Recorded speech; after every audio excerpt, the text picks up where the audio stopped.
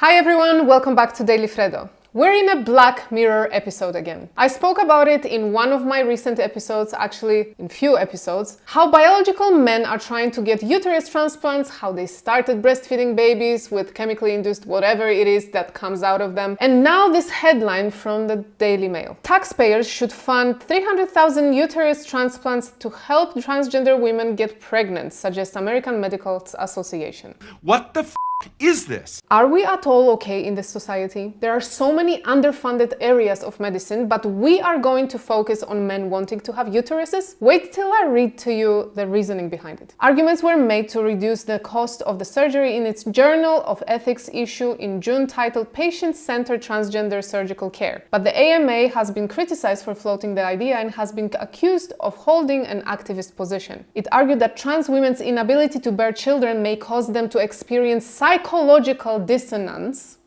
which undermines their health and well-being. It comes as doctors pioneering uterus transplants believe they are on the verge of allowing transgender women to give birth to their own children. I really don't know why I keep doing it to myself, but I just can't stay quiet. How are there people who see it as perfectly sane, perfectly normal, and a natural next step in the trans evolution or revolution? I am sick of it. Womanhood has been mocked and ridiculed in the past few years like never before, and pregnancy has become this thing that holy grail for men to achieve. And if they can't achieve it, they mock it. Use the idea of it to gain popularity by shocking their audience. Like this person. The first trans woman to have a successful uterus transplant, ovaries and eggs included, and I want to be the first trans woman to have an abortion.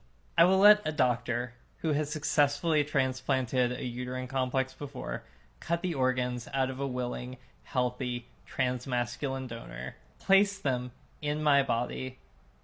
I will devote myself, heart and soul, to their aftercare. I will have as much gay sex as it takes, with as many trans women as it takes, and let the transphobes and homophobes scratch their heads, wondering what to make of it. And I want to be the first trans woman to have an abortion. This is not a satire. This is where we are right now. God almighty. Here are some of the comments. Imagine a woman who can't have children hearing this. The disrespect. And another one, how about a brain transplant? It would achieve more. I agree here.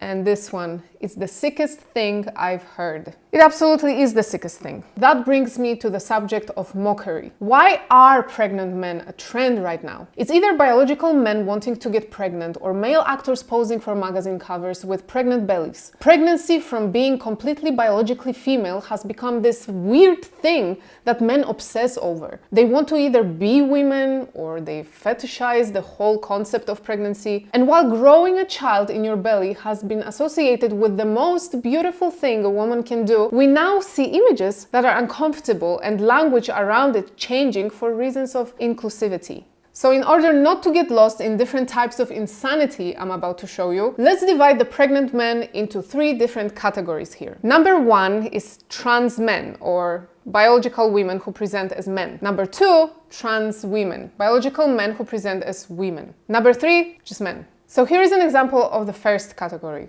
You remember that from Pride Month? Glamour UK launched its digital June Pride cover this week featuring a pregnant transgender man. The cover features transgender activist and author Logan Brown standing topless with a suit painted over his chest and his pregnant belly on full display. A lot of people found this groundbreaking, pregnant man on the cover of the magazine, but I fail to understand what it is that we are so shocked by. It's a biological female with all the right organs who got pregnant, has short hair and a body painted suit on. Logan says in the article, I am a trans pregnant man, I do exist, so no matter what anyone says, I literally am living proof. Living proof of what? That women can get pregnant? Here are some comments. Congratulations, you are now a mother, a female parent. Another one, are real women tired of this yet? And the answer says, from day one. Yep. And this user says, if you wanted to be a man, then why are you pregnant?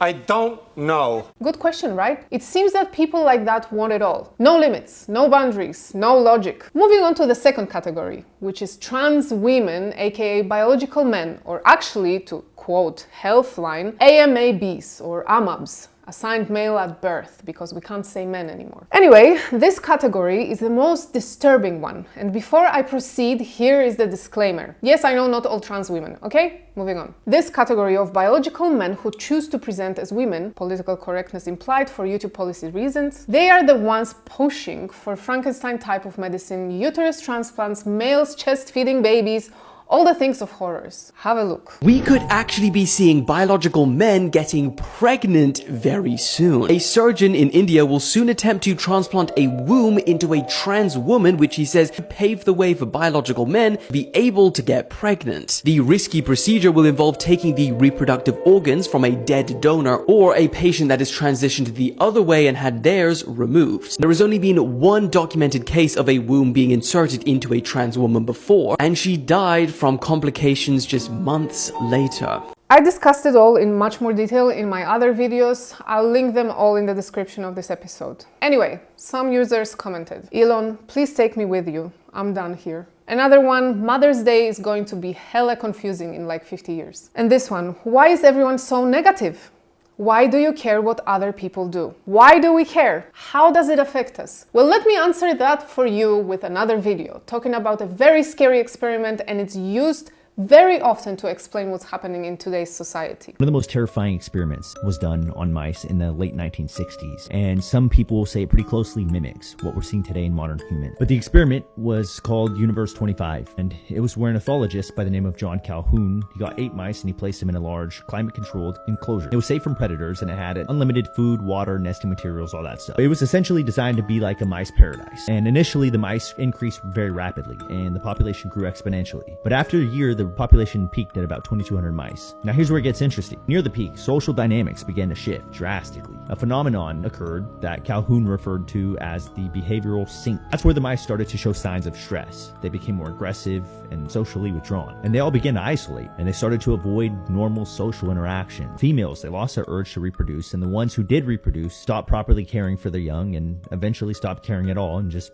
leave their offspring to die. And while a small handful of the most dominant males would reproduce, the rest of the males became completely uninterested in the females, spending most of their time alone, grooming themselves obsessively to the point of injury. Some of them even started forced mating with the same sex or forcing themselves onto the babies. And even with an abundance of food, some of the mice resorted to cannibalism. And as these abnormal behaviors continued to escalate, researchers noticed that each mouse became fixated with their own individual actions and completely ignored the needs of the group. It was a total societal collapse, and by the 600th day of the experiment, only a few mice remained. With no new generations being born, the last mouse died and Universe 25 became extinct. Now this was an actual experiment that was done in the 60s, and since then it's been replicated multiple times, different organisms, all with the same result. And now looking around at the abnormal behaviors going on in modern humans and the number of healthy communities rapidly decreasing because of so many people these days are just fixated on their own individual actions and completely ignoring the needs of the group, I don't know, man. What do you guys think? Is that a good enough answer for the question? Why do we care so much about what others do? It's something to think about for sure. Now let's speak about the third category of men I mentioned at the beginning. Those are men presenting as men, but still using pregnancy as something they can mock or use for marketing purposes. Some of the most recent examples are Lil Nas, who did this pregnant photoshoot for the launch of his new debut album. Here he is with his pregnant belly. Another one was the YouTuber James Charles posing with a baby bump. We even had a fashion show that featured pregnant male models. Yikes. Greece didn't stay far behind on this trend, as very famous actor Haris Romas posed for the cover of Kita magazine, where he appears to be pregnant. It says in Greek here, the man who gave birth to television hits, as he was in many TV series and movies and so on. With all this happening around, with womanhood being hijacked constantly, it just feels at this point that being a woman is a joke. And it's even worse when it's celebrities that are involved, because they are the most influential. Think about it. It's them that promote perfumes, watches, sportswear, because masses will copy what they do. And same goes for this pregnancy trend. I'm not saying men will start wearing baby bumps as an accessory, but it is normalizing the ridicule that women are currently experiencing, not to mention more perverse reasons attached to the subject. Larry? What's going on? What are you two, like a What are you, a twosome? What? Whoa, no. But as usual, I want to hear what you guys think, so please let me know in the comments. Here are some more videos from me you can watch, and of course, subscribe to my channel, turn on the notifications to never miss another Daily Freddo episode. And for even more content and daily updates, follow me on Instagram at Daily Freddo. That's all for today. Have a good one.